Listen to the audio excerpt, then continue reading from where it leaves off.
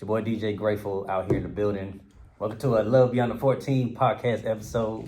Got a special guest with me. You know what I'm saying? I already introduced myself, so we're going to introduce her and we're going to get into a conversation. Yes. About love and relationships. So, introduce your first name. My name is Hailey. And how you doing, Hailey? I'm good. It's good to get you on the episode. Thank you. Good to finally get you on here. Got plenty of people. I think that definitely want to have a conversation, especially in this this time, difficulties that have in a relationship, even some of the I would say the good things that happen in relationships, right? Things we wanna kind of talk about and uplift up. So I had a question that it was something kind of like my theme for 2025, right? Okay.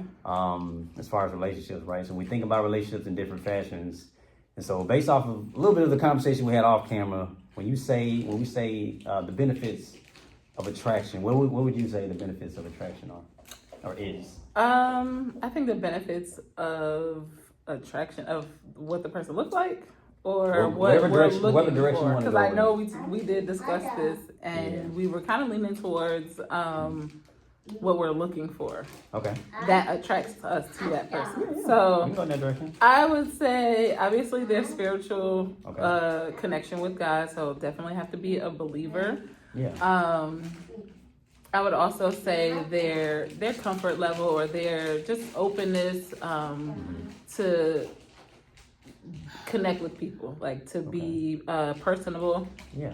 And then obviously the financials come into play, and then I guess the physical feature. Okay. That's my order. That's your order. That's my order. So from spiritual, what was the middle part? Spiritual, personable, financial, and then physical. And physical. Okay, I got you. You know what's interesting? So I always hear from a lot of women that kind of put the physical part at the bottom. So is that really that less important? Why would you say a lot of women would kind of put that in the bottom? Because I know a lot of men, we put that at the top, like physical's got to be at the top. But women, y'all don't care as much. Why would you say, in your opinion, why is that least important? I think when we were teenagers, we worried about those looks and we wasn't really worried about everything else. Now it's kind of like if you look good but you are not connected with God and you don't have everything else, it's like, are we basing our relationship off of our looks? Yeah. That we can't base our relationship off of that. So we have to really have like that's kind of a surface level type of relationship. Yeah. We want to get deep. We want to be able to connect. I can't connect with you off of your looks. Yeah. So I think that's why now women are like, okay, what else? I don't want to say, what do you bring to the table? Because that is a question that comes up. But other than your looks, if that is the only thing that you bring, I look good, you should be with me, then there's no substance.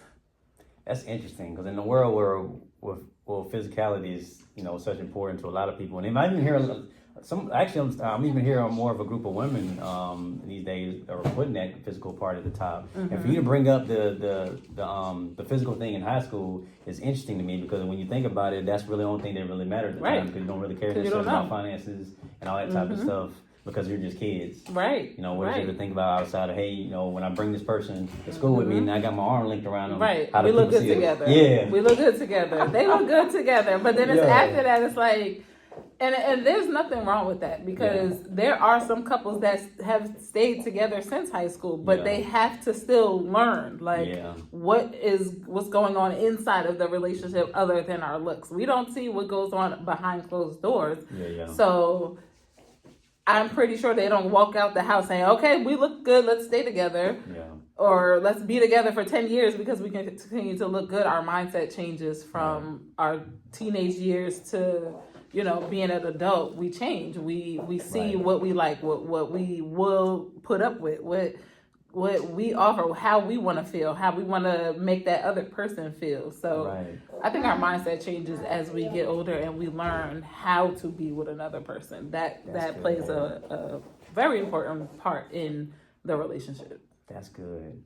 Now, I know you put the spiritual part at the top, which is extremely important. Really, for any believer, that should be extremely important. What would you say are some of the things spiritually wise that going to be at the top of the list? Like, what spiritual things do you feel like should be aligned when it comes to having like a good, strong spiritual relationship between two We definitely have to pray together. Because I believe prayer works. And go ahead. And if I'm praying for you, like I expect you to be able to pray for me, like to know how to pray for me. Yeah. Going to church together, obviously, and really just studying the word together, but also bringing others to God, bringing others, like if you have that ability and that compassion to understand, like this person is going through this, they need prayer, or they need, just someone to really connect with, right, then that means a lot to me. But I am a part of a lot of different ministries, so I would say I wouldn't expect that person to do as much as I do, but I would still want that person to be involved in something, like some way, somehow. This body of church we're not here just to be here. Like we have to put whatever we know how to do to work. So that's what I expect from a believer. Yeah, that's good, because the spiritual alignment is like, it's extremely important, because how could two walk together unless they agree, right? Right. So that's what the word says. So when you're not in agreement, or you have somebody really praying on your behalf, it's a lot of warfare. Right. I say that happens in the spirit between two people, because the enemy already don't like marriage in general, right? Absolutely. Or healthy relationships in Christ. So being misaligned really just almost gives the enemy a leg up. You know what I'm saying? Against believers. And I think that, I always get asked, like, oh, my aunt always texts me this, actually.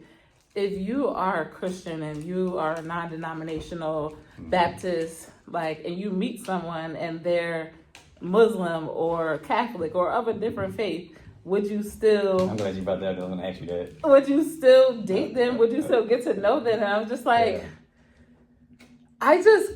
for me... Yeah. Keep it above.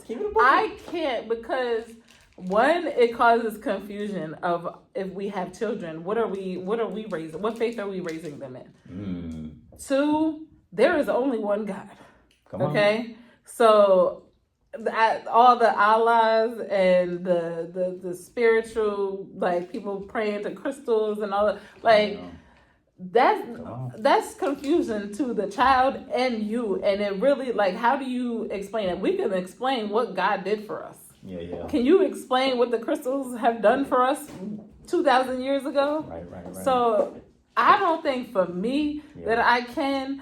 What I'm saying is I'm not saying, and the way she put it was, if I'm judging that person's faith. I said, I'm not judging them. That is just not my preference. Right. I want somebody to be aligned with my faith, so that we don't have that clashing, because I've seen it in previous generations of grandparents and relatives, that one person is this faith and one person is no faith. And it's like you're trying to pull that person to have the same faith as you, and you keep going head to toe about what you believe and what's this, and Jesus died and there was no Jesus. I don't have time for that. I know what I believe and I respect what you believe, but that's not, I don't feel like I don't want to fight my spouse. I don't want to fight my person that I'm getting to know. I want to be able to, okay, you believe God, you believe that he died on the cross and over 2,000 years ago, and then just keep it like that. But for me, I can't date outside of my faith. It's just, I want to pick my struggle or my battles, and that's not one. That is not one. And I have another interesting question for you. Oh gosh. Uh-oh. We ready? Yes, I'm ready. Would you date outside of yours? Yeah. So I never have, but I'm not opposed to it. And I know we would get, as a Black woman, we would get backlash on that, especially because we are it's just where it's like society has said, okay, you're Black, you date Black. You're Spanish, you date Spanish. You're white, you date white. But that was years ago, and even to this day, people still think like that. But Now I'm just like, if you believe in God and you believe in the same faith, I don't care what color you are. I don't care what color you are. Like, because we see so many interracial relationships within the church. Yeah. And it's okay. And I was watching this show, and it was like the pastor was black. Yeah. And his wife was black. But then they got a divorce, which was crazy. But then he started dating a white woman. And the church stopped following him. Like, they stopped coming to church. Like, they just left because they did not feel like their first lady should be white. Interesting. And their pastor is black. Yeah. So that's prejudice, though, isn't it? That is. So it's like Jesus loved everybody. Right. You died for one church. But see, some church people, I don't want to say this. But some church people will, like we learned today, we will oil everybody else, won't oil ourselves. We will throw the Bible out and say, look, you're supposed to follow this. Yeah. But won't do that for what we doing in our lives. So Jesus loved everybody. It don't matter what color they was, what he said, be fruitful and fill the earth. He didn't say be fruitful with your race and fill the earth. Yeah. He told us what to do, and he didn't have a barrier around what person that you should be with. He will lead us to who he wants us to be with. Yeah. We don't know what color they is. Yeah. We don't know that. But that's not for us to know. As long as he continues to prepare us for that person, it won't matter what the color is. Yeah. So that's how I feel. That's good. Okay. Well, we're going to stop right there. Okay. We can stop right there. I think that was a good good conversation. I really get into some of the top things when it comes to the retraction and what they expect, especially when it comes to the spiritual thing, which is extremely important to building relationships and building healthy relationships. Just in general, and especially for those who call themselves believers and want to live a life of breaking generational curses and leaving something to the kids and all that stuff. I appreciate it. Of course. Well, this is Love Beyond the 14th podcast episode, and we will see y'all next time.